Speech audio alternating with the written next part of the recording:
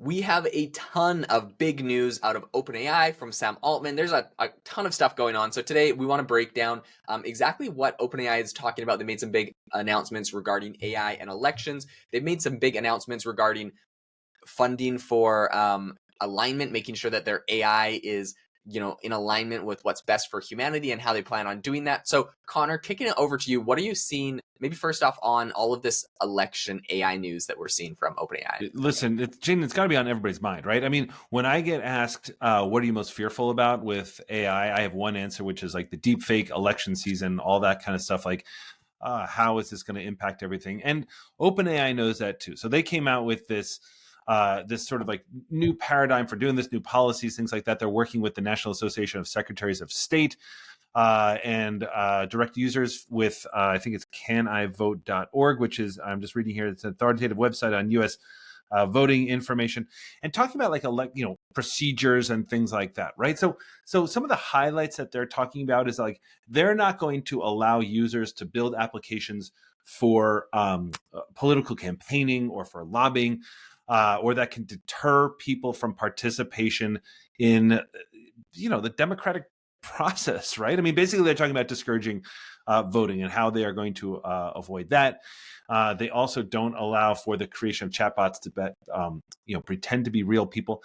Now, I guess my thought on all this is, what does this actually mean? I mean, because clearly Facebook and others have tried this before, right? Especially in election season, saying, "Oh, you won't be allowed to do that." But Jaden, the whole thing about generative AI is that it's unbelievably democratized. And also, look, you can't necessarily go into Midjourney. And I just tried yesterday. I tested. I went to Midjourney, and even though that's not an OpenAI product, but went to Midjourney, said like, "Hey, create an image of, Trump getting arrested," because that was the one that kept, popping up, and it wouldn't allow you to do that. So I guess we've sort of seen that they're putting out these policies. Jaden, you're just gut instinct on this. Will it do anything? Is this just too widespread, too hard to track, everything like that? Like, I mean, it's so easy to hack this stuff and all that kind of stuff. Do you think that OpenAI will be able to control this, or do you think it's just going to be open season during the election? I think, from an image perspective, it's important for them to do this. So it's like, look, we're the good guys. We're taking precautions. At the end of the day, this technology is so new that people will find ways around things. People will misuse it. It's like with the whole Facebook debacle in the last election, and everyone said, or maybe it was the election before, I forget, with the like Trump used Facebook ads and Cambridge Analytica. I can't even remember all the scandals, but there's like Facebook got pegged as like, you guys broke the election. It's all your fault that this happened or that happened. And I know there's like obviously two sides of the political spectrum in America. So, whoever's the loser is probably more sore about that than the winner, and whatever. Okay. So the point I bring that up is because like Facebook did not want to get caught up in that whole mudslinging political situation, right? Like, it's not good for their image, it's not good for their brand, it's not good for them. And so regardless of the fact that they didn't want to get caught up in it,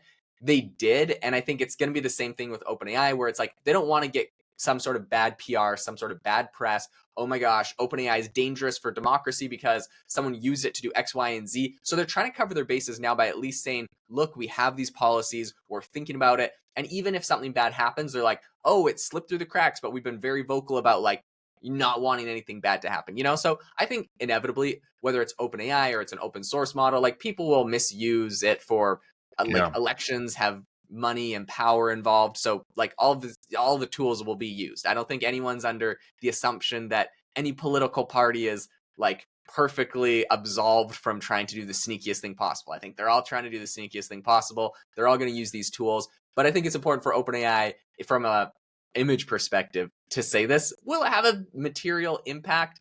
I'm not super convinced, to be honest. And even if it did, you could use a different AI model. So at the end of the day, it's not going to change much, I don't think. Right. I mean, like, this is like the open source question too, right?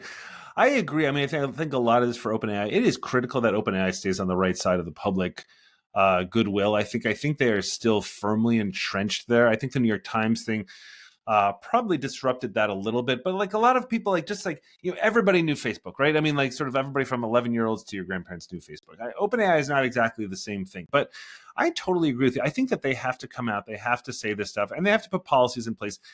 And they have, which again is way more than Facebook and other social media did at the time. But and it reminds me also, Jaden, that there's been this other news that you and I were talking about offline a little bit about alignment. And alignment, just you're probably familiar with the term, but alignment is just essentially, generative AI and the folks that kind of put this out, whether it's Cohere or Anthropic or OpenAI or anything like that, are constantly saying like, look, generative AI especially has to be in alignment with human values, right? This is a huge conversation. That's what ended up blowing up OpenAI a little while ago. But just because because we're creeping up on OpenAI, on AGI, and people have to be prepared for that. So I'll just say this: that this year, actually, this I think it was even earlier this month, that OpenAI announced this formation of what was it called? It's called the Collective Alignment Team, and that was an extension of this whole grant program. Remember that they did in May, or maybe later than May, but where they gave $100,000 grants to fund experiments that set up basically a democratic process for deciding what rules AI should follow. Now, Anthropic has its own set of rules. Everybody kind of like approaches this a little differently.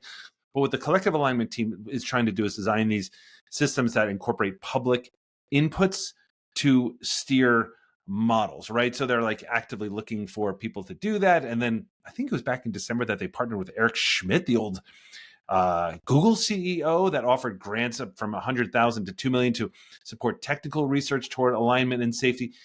Alignment and safety is huge. It's not something that a ton of people think about, but it is probably the biggest thing, and kind of dovetails with elections. So I don't know if you saw any of that news or your thoughts on any of that.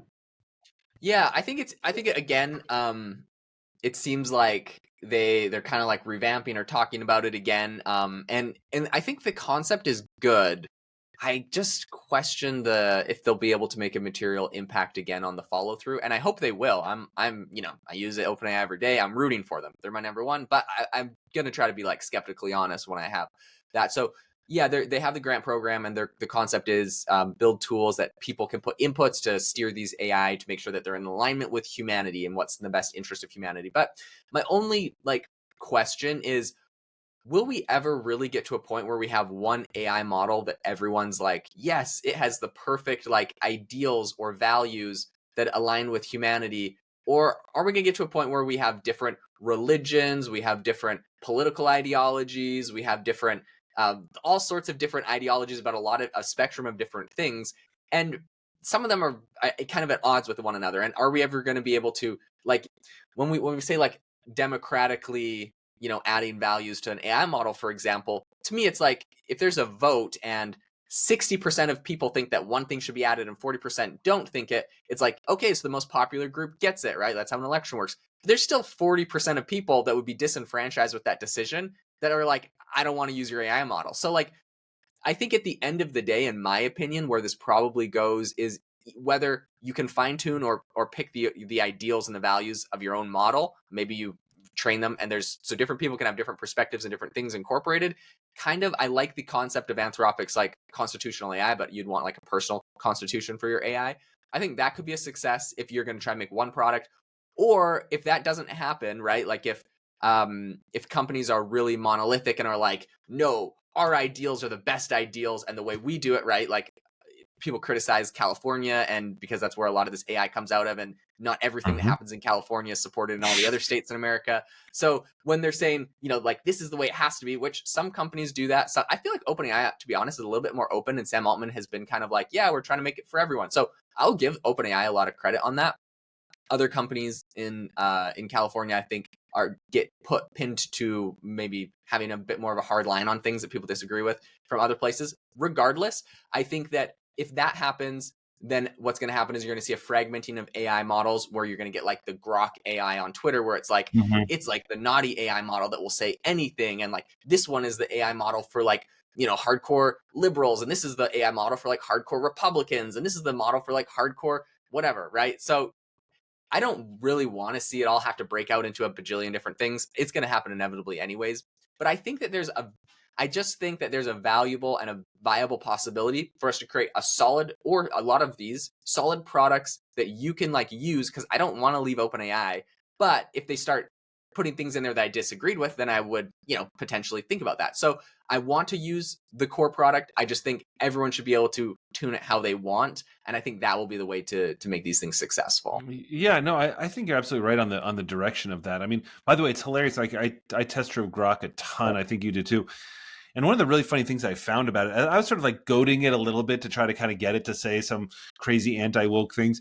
And in the end, it didn't actually. In fact, like there was like people like did some research on it and found that Grok was actually like leaned a little left, which is just utterly hilarious to me and just That's funny. shows like how little people know what even the black box creators, nobody knows what's going in there ultimately. So when we talk about like human values and alignment, there has to be a baseline of at the very, very fundamental level, when AGI comes around, are these models aligned with human values like, hey, human life should be protected? And Jaden, just super quick on this, you and I first connected over one of my favorite things of all time, which is when you first started test driving Inflection's Pi. And you were sort of talking about like the book Hatchet and was it okay to eat turtle eggs? And it was like, don't eat turtle eggs. Like, and you're like, but what if I'm starving to death? It's like, what about those turtles? And you're like, hold on. You were like flipping out. I flipped out. I couldn't get it to say that you could shoot a horse with a tranquilizer gun because it would give a little prick to the horse when you knew the horse was going to drag a human to death. Jade, you and I were going off. That's how you and I sort of became friends first. But that's the great thing, right? On alignment, I think it goes back to those very, very core issues, which is, as you said, and I'll never forget your quote on this, it's like everybody should be team humanity. So I'm just like wondering, like, even in the area of personalization and stuff like that, do you believe that there is kind of like a set of values or an alignment that can actually work, that sort of like puts it at the very least the ability, and they did this with Google did this with robotics and sort of like took Asimov's 3 laws of robotics to sort of say like, don't harm humanity. Do you think that's where it starts, or is the bar a little higher than that, or what do you think? I mean, obviously, I think that's what should be that's my ideals and values. Like, yeah, every model should. And maybe like when people try to make, regulations, like maybe let's start there. Let's make sure that these AI models are good for humanity. We all live on this planet. That being said, I'm sure this is a very small fringe minority of people, but like there's people that are like, no, I don't want my AI to be pro humanity. And whether you like that or not, which I'm sure a vast majority of people don't like that, but like those people will have technical capabilities and they'll make their own AI models that are not pro humanity, and there's nothing you can do about it. So like I think at the end of the day, like yes, this is where like our public opinion and like we should be pushing, but I think at the end of the day, everything will be made that can be made, and there's nothing we can really do to stop it. So if you want to have a conversation, it's like how how do you make that ideal not proliferate? How do we not support that as much as we can in public? And like there's a lot of things you can do to make sure that that concept doesn't become mainstream, which it feels like in some circles it's becoming, like popular. So like I would say suppress that as much as you can, like in a good way, like where you have a discussion and you say why that's a bad idea. But everyone's gonna have different opinions, and I think just making sure that everyone can have their opinion in their model is going to be important as well. Yeah, I agree, and I think that again, this is going to get a great test run in election season. My big question, I think, is will it be any different? You know what I mean? Like people, we saw in the Yeah. last election, people kind of believe what they want to believe. We have a new term, fake news, which is 8 years old now, but still, it's So while I'm terrified about it, you know, people sort of like already believed when people said, "Oh, did you hear that? This person actually, smoked crack in the bathroom." It's like, no, they didn't. Now, so will a photo, sort of convince people more?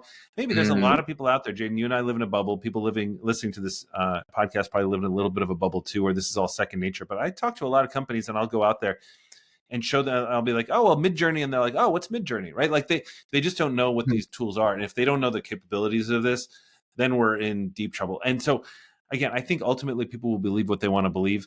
But the question of alignment, I love that OpenAI is leaning hard into this, and Anthropic has built their whole company around it. I think that I maybe controversial take. I trust the people in charge of this tech. I don't always trust our elected leaders and things like that. I have some issues with politics, but I'm hoping that they can at least align where you and I fall, which is let's at least be pro humanity. Yeah. That's a good place to end it, because I mean I could go off on a whole nother spiel on that, but really appreciate everyone tuning in and listening to everything that is coming out of OpenAI this week. It's very exciting stuff, and we are quite optimistic on where the future. I mean, personally, I could say I'm very optimistic on where the future goes and the value and benefit this is going to have for humanity and for your companies and for yourself as you embrace it. So really exciting stuff. If you enjoyed the episode today, make sure to leave us a review. We'd love to hear your thoughts and opinions. Make sure to follow us on LinkedIn if you have any, if you're like, oh, you're right about this or wrong about this, you want to share anything. Connor and I are posting on there all the time, sharing lots of interesting AI news. So make sure to follow us on LinkedIn as well. But we hope that you all have an amazing rest of your day.